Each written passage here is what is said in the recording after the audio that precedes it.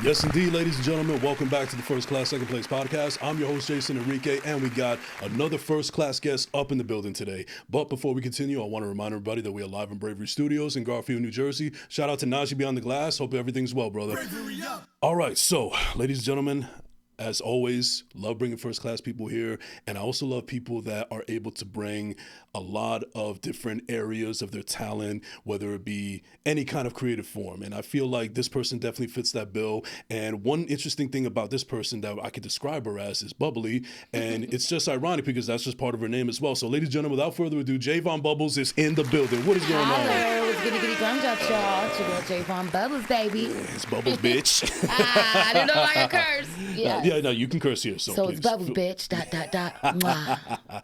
Damn, see, I can't do it quite like that, but you know what? That's fine. But anyways, but first of all, thank you so much for coming through. Really appreciate it. Yeah, thanks So for a having little me. bit of backstory. So I met you at a networking event in Newark, I want to say about 2 years ago. Yeah. It was at Lit 21, I believe. Yep, and first and foremost, you stood out from the crowd because first of all, like, how tall are you, first of all? Because you're a very tall woman. Oh, well, actually, I'm only 5'5", but I do wear about 6-inch heels. Okay. Platform, so it makes me about 6'1". Okay, all right. So That's as large, as tall as I feel.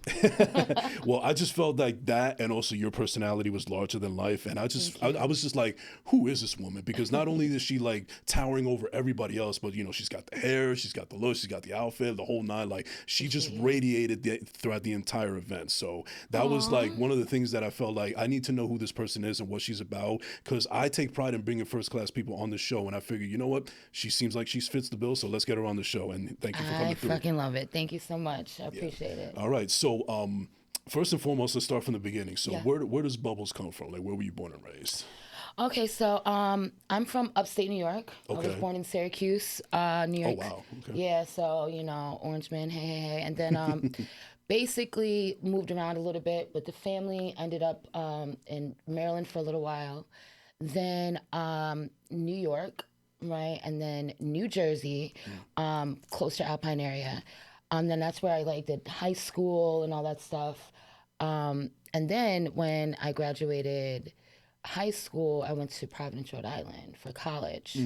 So that was fun, so much fun. What did you major? I did marketing and advertising, and then a little bit of fashion. Okay. Yeah. So would you say even back then at an early age, you know, growing up in Syracuse and all these other places, like, did you knew in some way, shape, or form that there was just a creative person in there that was just dying to come out, or was it something that just gradually happened as you grew up? Well, no, I've been doing like music courses, like, you know, ballet, tap dancing, anything that had anything to do with music or dancing or anything creative. I was about that life. My dad was an artist and a singer himself, you know, besides like going to work, take care of the baby. Yeah, survival job and all that. Right, all that junk. And then my mom, she was into fashion, so I was like kind of surrounded by creativity. And I remember when I was younger, I've totally said this before in other shows, but me and my dad used to write songs together and sing and create like little fun songs for, you know, daddy-daughter songs. Okay. So from there, I was just like, this is it. Like, I love this. I love this. And I just kept going. I got, in high school, I did musicals for that. Okay. And yeah, I just started really writing my own stuff after I graduated high school.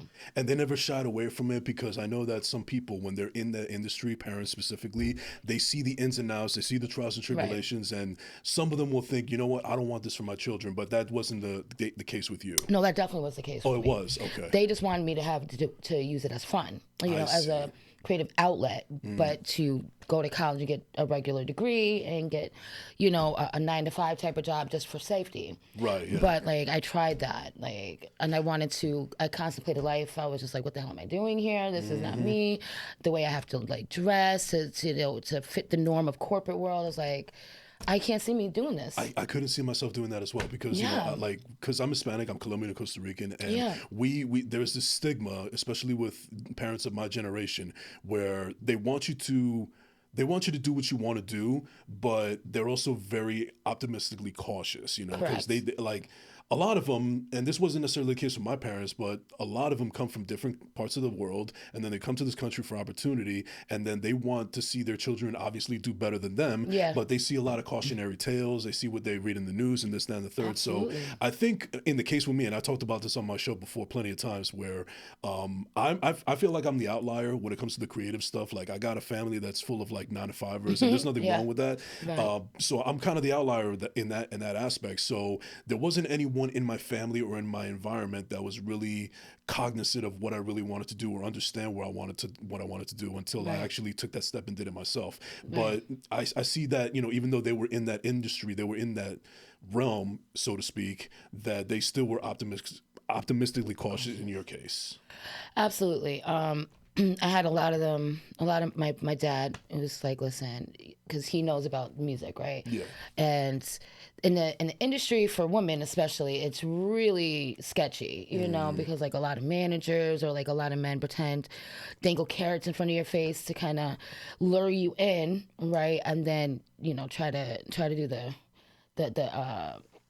puff daddy, puff daddy type of thing. Yeah. Just be really just nasty and use your dreams to make you do things that you don't want to do, right?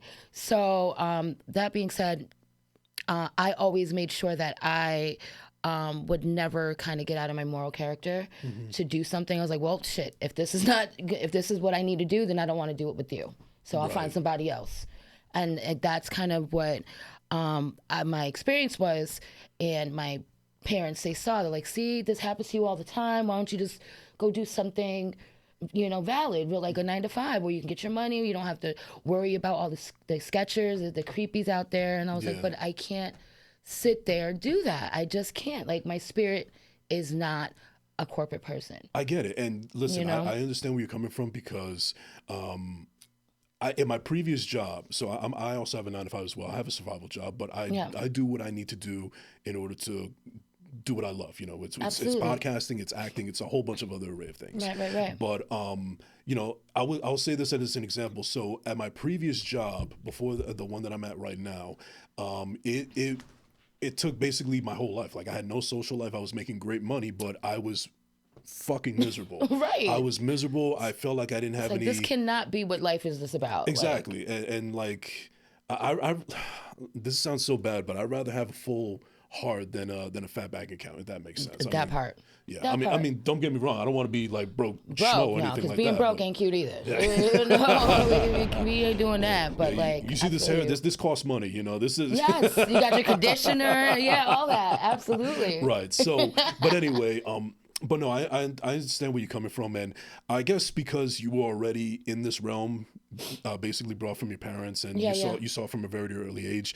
When would you say that you knew that you had to create these boundaries, considering the fact that you are a tall, gorgeous, glamorous, beautiful Black woman? Blushing. Oh, thank you. But I guess I've always kind of been cautious about just how men are. Just based on watching TV shows and stuff like that, and just walking out the house and seeing like things happen. So, I guess at what age? When I started getting boobs, I started being puberty, cautious. Basically. Yeah, puberty. Yeah, when I was like 13, I would have like 20-year-old men try to come and hit on me, and I was like, I'm 13, leave me alone, right? Yeah. Like, so that never changed. As you get more developed and more womanly, then you get more, you get noticed. So I've always been cautious. Like, let's be friends first, or let me pick your brain and see where you at first before I open up myself to you. You know what I'm saying? Yeah, and the reason I bring that up is because if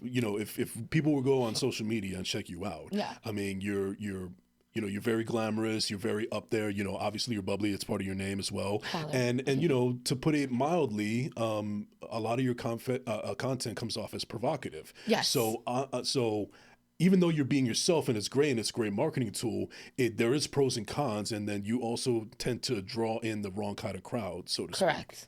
Correct. So knowing that, that's when you definitely have to put up more barriers, and you have to have like personal questions that your check off questions. Does this person is this person legit? What is their background? What have they done, and can they really help you, or are they just trying to get something from you. So you got to do your research on the people that you definitely do, and especially if you're, you have cleavage and like little shorts on, because sex sells. So you definitely need to make yourself known in that area. But I also try to use my words as well. So when people see me, but then they talk to me, they're like, oh, she's not a bubblehead. She's not just showing off her tits and ass. It's like, oh, I like wearing this. I'm sexy now, so I'm gonna utilize it now. We gonna get old one day, right? And I shouldn't have to change what I want to wear just to, keep you from feeling some sort of way. You know what I'm saying? And that's one of the fascinating things about you is that, like I mentioned, like if like it's almost like judging a book by its cover. You see somebody like you, and you're going to have these preconceived notions about what you're about and who you are, and this, that, and the third. But then when you actually sit down and talk to you and get to know the actual who Jaevon is and everything, there's more to you than just meets the eye. And I think that unfortunately gets swept under the radar. It seems. It does. It's like some of like the songs, like I had this one song called Cookie Wet, right? And totally provocative, right? I love Get that my song, cookie wet, I don't want the time, like stuff like that. So like, I would have a lot of men DM me, or when I would perform it, come up to me like, can I get your cookie wet? And I'm like, oh God.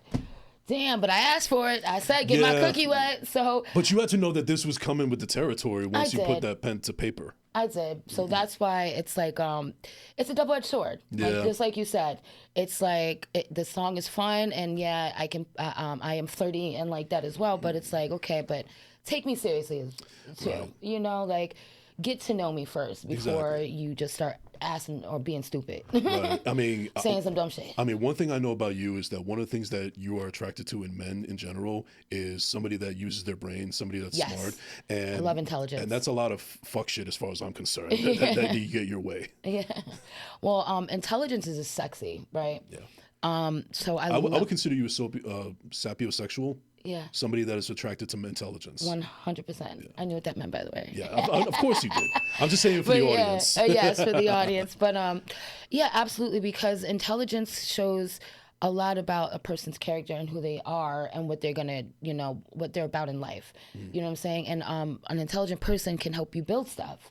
You can build a community with them. You can build a life together. You can learn something from them. And I love learning, maybe not in the traditional sense of like school, where you just sit and retain information. I like to learn by someone else's experience, so maybe I don't have to go through it. And then pick their brain to learn to when I have questions of my own. Because maybe they can tell me something I couldn't tell them. And I love when people allow me to help them intellectually too. Like a two-way street. Because some people just want to be the person that tells you what to do.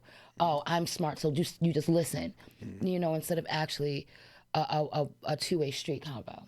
Because there's a lot of men out there who just think they know everything. Do you also feel like because of your provocativeness and also your intelligence that you come off as extremely intimidating? Yeah. I think so. I've been told that. I think that, I'm just like, I'm not intimidating at all. I'm bubbly, peace, love, and happiness. What's going on? I care about people. But of course, until you actually talk to me, you're not going to know that, right? Right. And then, you do, as an artist or someone that is trying to be in this industry, you do have to walk with an air of confidence. So, you stand out. So you stand your position. Was that confidence always instilled in you, or is it something that had to grow over time? I had to grow over time. Yeah. I was bullied, in school, elementary, as little chubby chubs.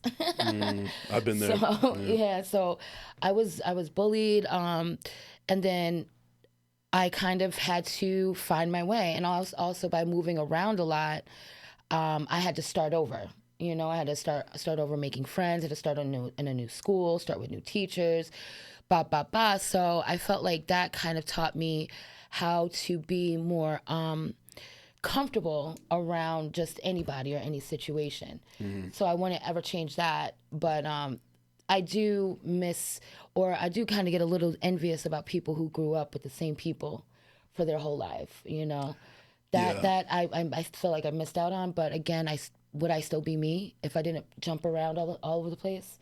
So all those questions, all those questions. Yeah, I get where you're coming from because I didn't jump around all over the place like you did, but I told this on my show plenty of times that Yeah. I was born and raised here in Jersey, Right. but I did spend a good amount of my life, especially in my teenage years, down in Florida. Okay. And it was I could see that. I could see you being in Florida. oh, please don't say that. I don't like Florida either, but Jesus Christ. Anyway. yeah. There's a story there. Yeah, no, I mean I'm not even going to get into it, but what I will get into is that the difference was completely stark. And yes, I experienced bullying as well because a lot of people didn't understand exactly where I was coming from, my demeanor, this, that, and the third. Right.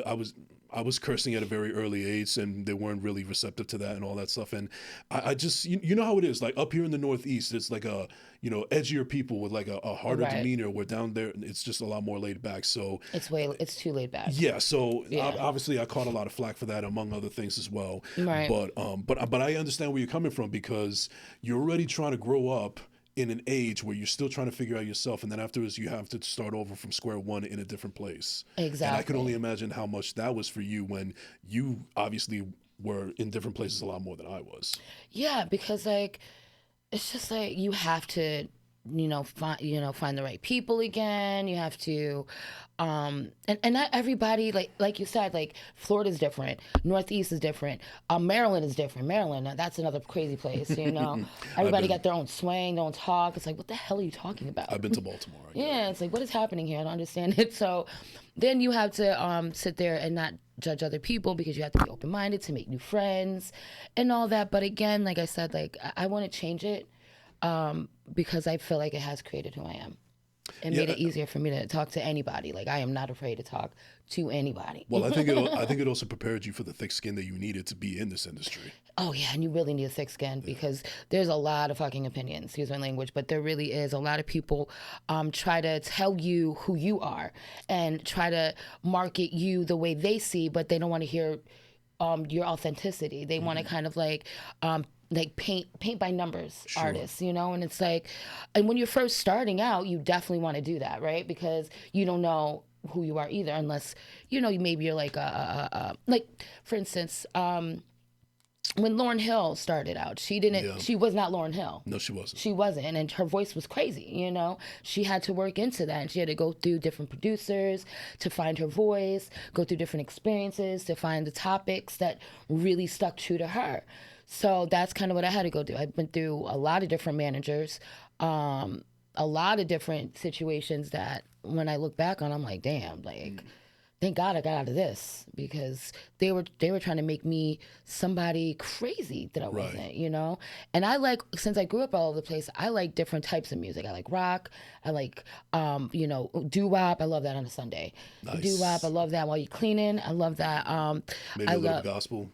Gospel's good, but like Kirk Franklin gospel. Yeah. Like not like the boring church ones.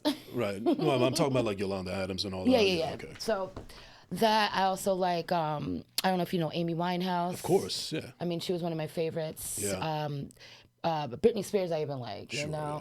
So I just, Missy Elliott, a whole bunch of people. I just like a whole mashup of different artists because if it's good music, then I'm here for it. That's what I appreciate from an artist like you, because I feel like just the music in general, even though if a certain artist or group is in a genre, I don't necessarily feel like they should be drawing lines. Yeah. So like as far as I'm concerned, if you're an artist in music just in general. Period. Like I love actually seeing a lot of like I'm not necessarily a Katy Perry fan, but I know that she had 21 Savage on her album as well. There you go. It's just appreciating good art and good music at the end of the day. Yeah, and being able to collab with each other and coming up with something super dope, like something different. Mm-hmm. Because I don't know about you, but it's starting to feel like the music is starting to sound almost exactly the same. Like it is. No, I mean, sometimes I don't even know when one artist stopped when the next artist began. I'm like, is this the same song? I have unfortunately... Same melody? What's going on here? I have unfortunately become that old man on the lawn that says, oh, back in my day, music was not like this as I These grew little up. whippersnappers. Yeah. I actually use that term too. So No, you don't. I'm showing my age right now. I love it. Yeah, you little young whippersnappers. I say that all the time. That's funny. But no, you actually have a good point as far as that's concerned. But yeah. So I mentioned earlier in the show that there's more to you than just being an artist. I mean, Correct, yeah. you're an artist, your personality, you host Bedtime with Bubbles as well. We'll get into that and so on and Yes, so I do. forth. Yep. But and I don't want to draw lines, but if there's one thing that you think that you'll be like, I'll give you an example. So I'm doing acting as well, but I think that at the end of the day, I'm always gonna come back to this because this is the one that really started it all for me, and this is like a real true passion of mine. If it all were to go, if it all were to be determined onto one thing, how would you think that Jaevon Bubbles would you like to be known for or remembered for? Um, that's an interesting question. And I can only pick one thing. I mean, no, not necessarily, but like I say, like if there's one thing that is never going to be taken away from you. Music. Yeah. It's in my spirit. I wake up singing. I like sometimes out to put myself to sleep, I start humming a melody in my head. You know, sometimes I literally wake up, I'm like, oh my God, that's a great lyric. Let me write it down before I forget, right? And I'll use it later, whether it actually develops into a song or just something I needed to get out. Because again, music is a way that I express my emotions, you know, in Yeah. a way, and I'm a very emotional person. I don't know if a lot of people know that, they might, but so I need to get it out. Otherwise it kind of just bubbles up inside and then, crazy person. Right. So that's what I do. But I love doing my podcast too. I love hosting because I get to show my brain. I get to show my something outside of having my cleavage out, you know, and like really being Jaevon, you know. Right. Bubbles the musician, Jaevon the personality. Boom chinky. Yeah. Now, that's actually a nice segue because Yeah. obviously I listen to your music, not just on research, but I also genuinely enjoy it. And Thank you. Yeah. And I can tell that you actually are a real artist. Like, I could tell that you care about your craft and so on and so forth. And yes, sex sells and you do the provocative stuff. However, there's one thing that I saw on your Instagram and I actually want to share with you. And I kind of want to deep into that if we can. Yeah, sure. So, I couldn't necessarily find this song, but maybe you can help me out. But you said something along the lines of like, hey, y'all, sometimes you find yourself staying stuck in a situation that you know isn't right for you, but somehow you allowed yourself to get used to it. Whether it came from a damaged childhood / past, or you never really had anybody truly stand by you, believe in you, or unconditionally love you for being you and not who they wanted you to be. It's a harsh reality to know that people are not in this situation. I'll admit I've definitely been there, but we don't have to stay there. Let's heal together. So Yeah. I love that because that continues to show the depth of who you are as a person, as an artist, as opposed to just a girl with a fat ass and beautiful cleavage. Yeah. So with that being said, and you being really artistic into your music, like I kind of want to know where was the inspiration behind that, because a little thing about me, if you didn't know, is I'm a mental health advocate. I'm a big advocate for therapy and so on and so forth. So I'm Definitely. always fascinated to know people's stories and thoughts when it comes to this particular subject. And Yeah. when I saw that post, I just wanted to know a little bit more of an elaboration if we could. Okay, so the song is called "Used to It." Basically, like a lot of people, for myself, it's like I was caught in a relationship for way too long. It was very toxic, and like I just couldn't leave because he really made me feel seen at first, right, and helped. But then as we went on, it became more of a control thing, where I couldn't be myself anymore. I felt uncomfortable being myself because I was always being criticized, always saying that I was wrong or the way I was thinking was wrong, the way I was feeling was wrong. So I started kind of shrinking a little bit and feeling insecure after I worked so hard to be confident. And I was like, damn, I went right back to that kid, you know, and I started getting used to that and feeling like that again. And I'm starting to feel like, damn, am I ever gonna get out of this? Am I ever gonna break this mold, you know? And then, yeah, there's depression. I dealt with depression. I forget what it was called, but when I was younger in high school, they said I was clinically depressed, right? So that stuck with me. So a lot of people who aren't for you, right, they can bring that back out. They can bring that depression and make you feel small again. So it's time to heal, and it's time to, you know, be cautious with who you have around you, because people really can affect other people. People have, you know, bullied people into murdering themselves or unaliving themselves. You know what I'm saying? Suicide. And being that I have a clinical depression, it's really, it's important to share that, to constantly heal yourself, to constantly, do things to make you feel good, because that's something that you can't even help sometimes. The feeling just comes on. So once you're aware of that, instead of getting used to it, right, do something to counteract it, like almost like therapize yourself, almost counteract that. Like watch a funny movie if you're feeling sad. Don't sit there and watch shit that's going to make you feel even worse about yourself. It's, triggering stuff. And just keep triggering it. And then when you get low, it's hard to get out. It's better to, to be aware of it, of when you're starting to fall down, so that you can catch yourself to get the fuck out of there before you get too low where, it might be too late. Right. And this reminds me of a movie scene that always resonates with me. It's a movie called Swingers. It's not what people think it is. It's just it's an old movie. Is it an old movie with Vince Vaughn in it? Yes, it is. Yeah. Yeah. So it's a fantastic movie. Just from the name, people, it's not about swingers. It's not about group sex or anything. It's not about that at all. But there's a scene where by its cover. But there's a scene where Jon Favreau and Ron Livingston they're talking to one another, and Jon Favreau's he's in the dumps. He's thinking about his girlfriend that they broke up and so on and so forth.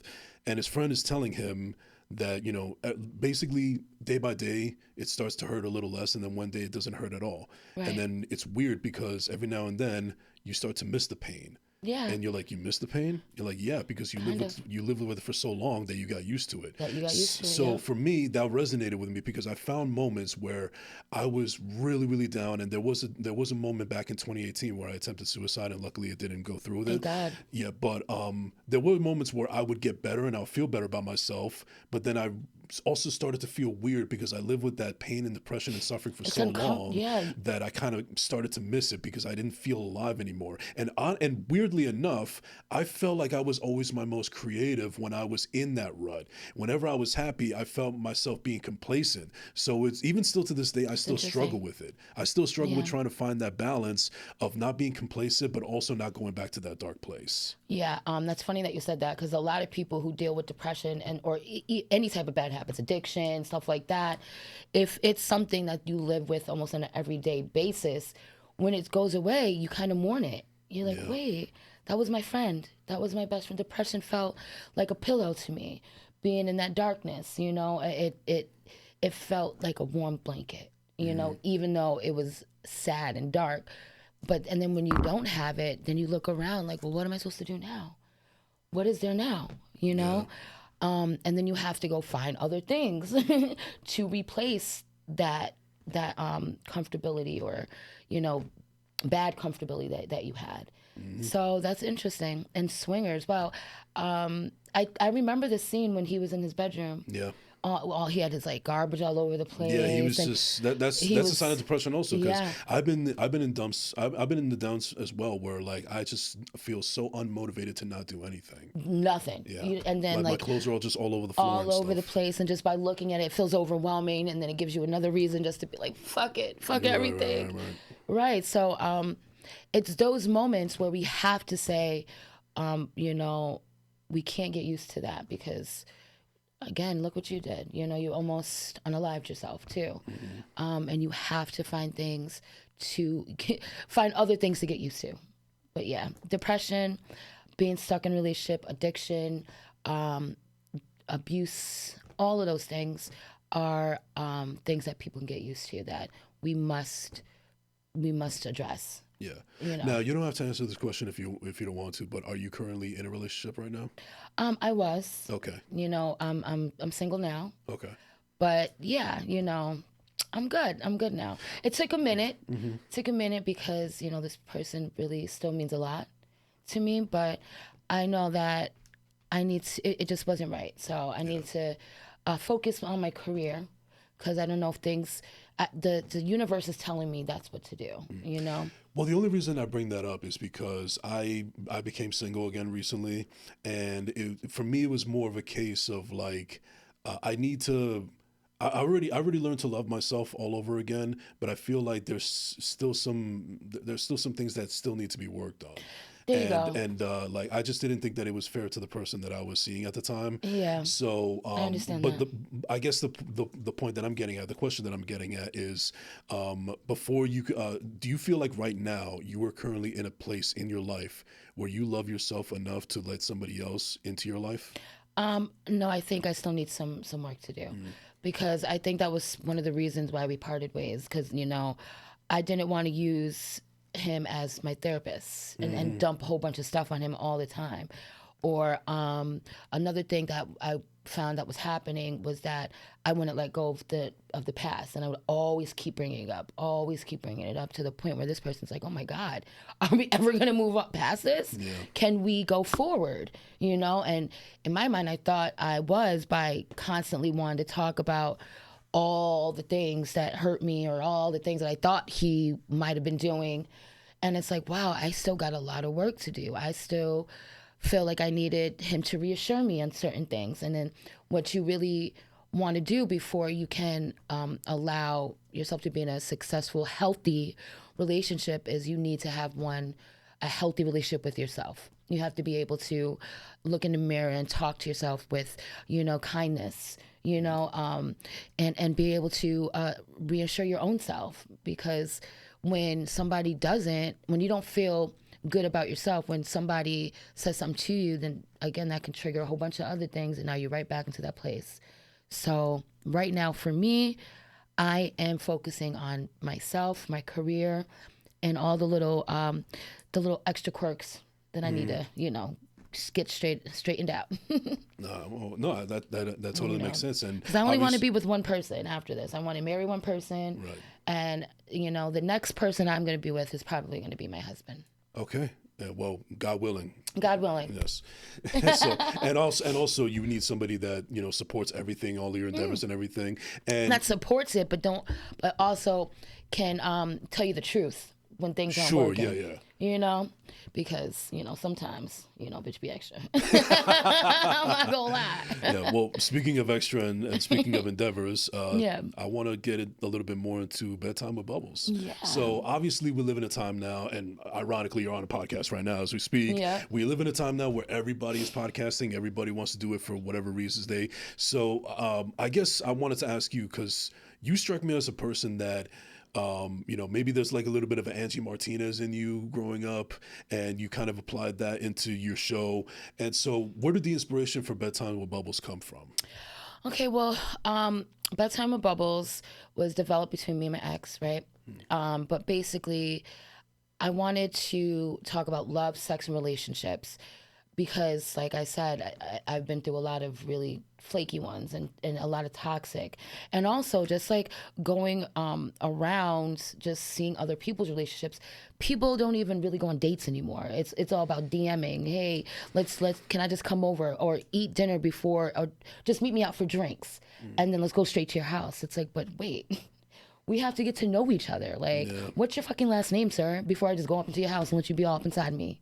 Like, that's not happening. Yeah. What do? Do you have AIDS? Do you have children? Like, people aren't really interested in knowing the actual person anymore. And that's why people get stuck in stupid situations, or people are dating a million different people. Like, people don't take relationships seriously. So I wanted and then like women would just be all about the money, right? And then men would just be all about the ass. So I wanted to talk about love, sex, and relationships so we can kind of get out of that.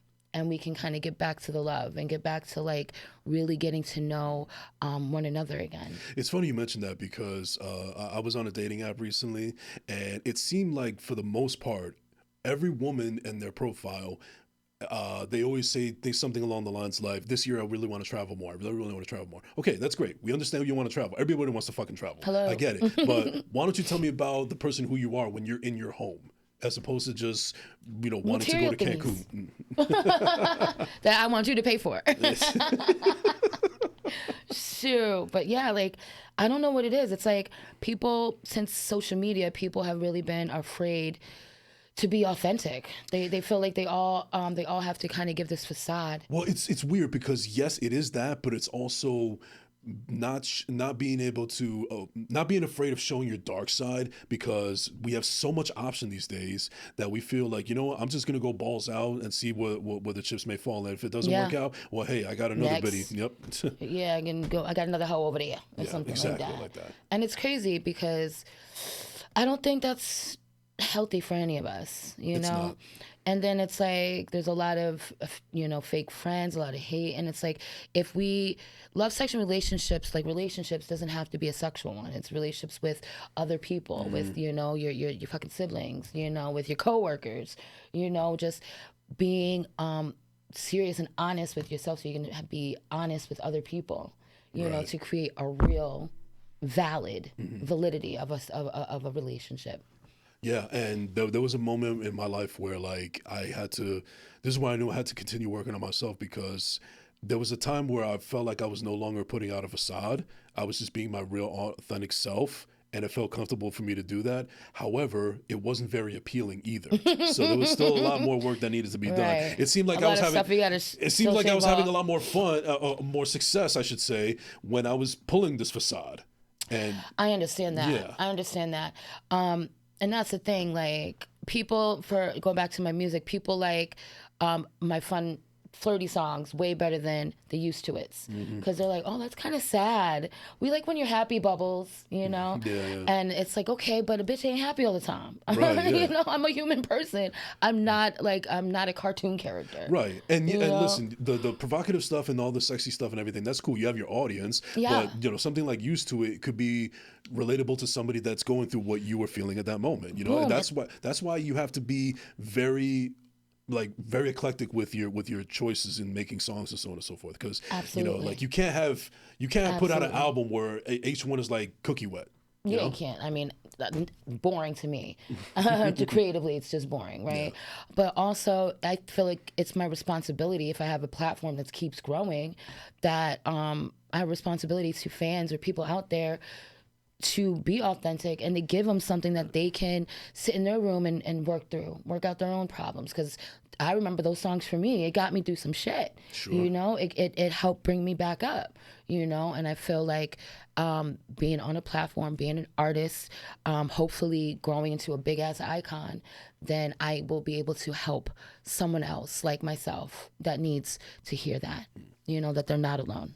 So as far as podcasting and Yeah. hosting Yeah. and doing and all that stuff. Yeah. Is there any creative outlet that you feel like you haven't tackled on yet that you're looking forward to trying out? Well, I want to do more acting. Like I've had some web series, but they never really went anywhere, and I did like an episode here or there. But it was really fun. Like What to was the kind name of of it? Code 187. Okay. I think I spoke to the writer. I think I'm getting another episode with that, so that's exciting. And then I was doing something called Deceptive Hearts, but that's in the air when it's going to be released and all of that. But acting to me is, you kind of can step into another character and almost kind of become a different person for a second, and it's just interesting to be able to see if I can make that character become real, because some of my favorite movies are like, I can't really stand the Tubi's movies because it's like all the inconsistencies, all the bad acting. It's just ridiculous. But then when you see something like, I don't know, like Remember the Titans, like Sure. it kind of, it's like, wow, it's inspiring. You know what I mean? It's like Denzel Washington became that character. Like, how do I do that? And I feel like that's a thing I haven't been able to tackle yet, and I want to do that. It's funny you mentioned that, because I'm a little weird sometimes, and I do things like I have a notebook and I write down my thoughts. Like if you were to look through pages, it's so weird how eclectic my mind works. Yeah. And there was a page that I wrote in there where I was trying to think of actors or performances that have inspired me as far as my acting is concerned. And the one person that kept on coming up was Denzel Washington, Yeah. because I was inspired by what he did in Remember the Titans. I Love was that inspired movie. what he did in John Q. I was inspired what he did in Flight. I was inspired what he did in Philadelphia. I was inspired what he did in Training Day. And I just felt mean- like I need this is my teacher right here. That person. Yeah. That part. Like, he's amazing. Absolutely amazing. And because you know how some, like, Vince Vaughn is fun too, but he's Vince Vaughn in every movie, Yeah. right? I feel like I've Denzel- seen Wedding Crashers like 3 times or 4 times with him already. You know what I mean? Right. And then, but Denzel Washington becomes that specific character for each different movie. And I'm like, fucking wow, bro. Like, how? How do you do that? I want to do that. I want to be like you when I grow up, you know? Exactly. So, yeah. But yeah, Denzel Washington's the shit. Right. Yeah, yeah. I also thought you were going to mention Perfect. Perfect. What is that? Isn't that Oh, a the film? song Perfect? No, the short or the. I saw it on Because your. I have a song called Perfect. Yeah, well, I saw it on your IMDb. So Yeah. Perfect. Damn, I haven't heard that song in a minute. But yeah, Perfect. I took it back. You took it back. Yeah. But yeah, it's all that's also another song. You're not perfect, we're not perfect, nobody's perfect, so let's, be unperfect together, basically, because Drop a bomb on that, Najee. it's like we gotta kind of grow and heal together. We gotta grow together, and then each person changes after a couple of different years. After a couple of years, you become another layer kind of reveals itself. Absolutely. So that's it, because some people do expect people to be perfect, and that's unrealistic. Well, Bubbles, I really appreciate you shedding and sharing the layers of yourself on this episode. See, that's the bubbly personality that I'm talking about. I love it. I mean, how are you not a catch, as far as I'm concerned? But so what else are you have in the works as far as like any other projects or anything? Well, yeah, so Bedtime with Bubbles is being aired and relaunched on May 28th at Yotel Manhattan. Nice. And it's brought to you by Liddy Entertainment, and it's going to be streaming on iHeartRadio, so that's super dope. I'm excited about that. Shout out to Abigail's Secret Salon for being a part of the mix and the crew, and I'm gonna have guests on there like Nizzleman, OD the Jew, is Drake's DJ, DJ Spades, which is Drake's DJ. He's his manager, and who else? I got She Spicy, dope artist, and Melody Storm, dope artist. So guys, tap in, check in on that. It's going to be on YouTube, and it's going to be again on iHeartRadio. Also on Friday, I'm going to be doing a show with Stunner Dior. That's in Manhattan. So that's pretty dope. And then I'm doing a showcase. I'm hosting a showcase on Sunday with DJ Drewski and Showcase Poppy. So check that out. It's going to be on my Instagram. Make sure you check that out. JAEVON_Bubbles with an S. Holler. Well, unfortunately for you, this episode is going to air on Monday. So you guys just missed a great show. I'm sorry, but you should have been there. You should have been there. Yeah. But you know what? But the recaps. Yes, just the check recap. out the recaps. Boom, there you so go. it'll be all over the page. And also make sure you subscribe and like and all that stuff to my YouTube. I love that. Shout out to Drewski, by the way. That's a big get right there. there. Yeah, very exciting. Yeah. All right. So we're about to close out this episode in a little Yeah. bit. So before we go, I just have one more final segment. So this is a segment that I do with everybody at the end of the show. It's just another opportunity for people to get to know you a little bit more and also end the show on a positive note. Cool. All right. So ladies and gentlemen, now it is time for everybody's favorite segment. It is called This or That. If you've never seen the show before, what happens is I will ask my guests here multiple choice questions, and it's just an opportunity to get to know them a little bit better. There's no right or wrong answers, and just do the best you can. Okay. It sounds like rapid fire. Ba, ba, ba, ba, ba. Not necessarily. Just take Okay. your time and just, have fun with it. Okay. All right, you ready, Najee? Are you ready, Bubbles? Let's get it. All right, ladies and gentlemen, here we go for This or That. You, Miss Bubbles. Playlist or podcast? Playlist or podcast? Playlist. Okay.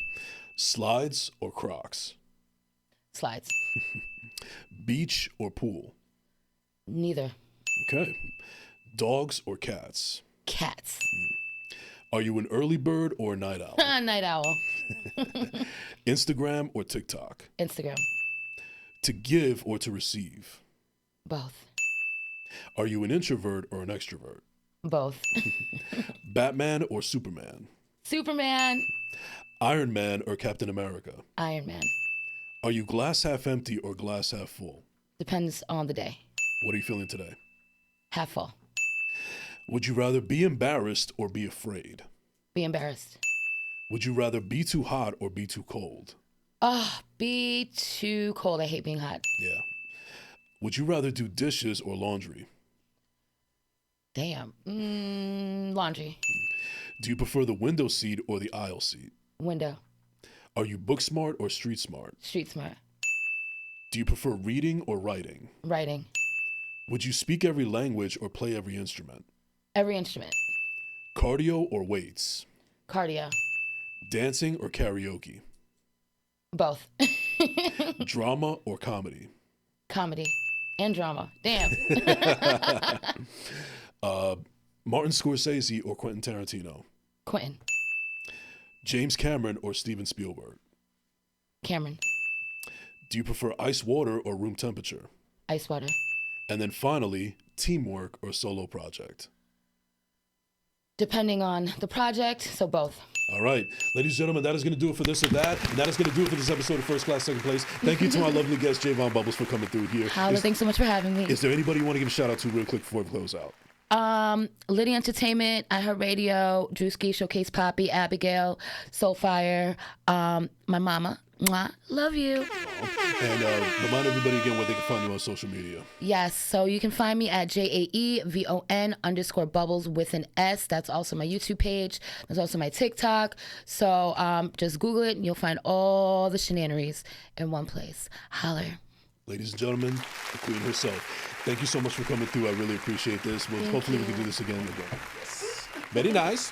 All right, ladies and gentlemen, you can find me at I'm Jason Enrique on all social media platforms. Don't forget to like and subscribe on YouTube at Jason Enrique. Thank you so much for tuning in. We will see you next week. This has been the First Class, Second Place podcast. We out.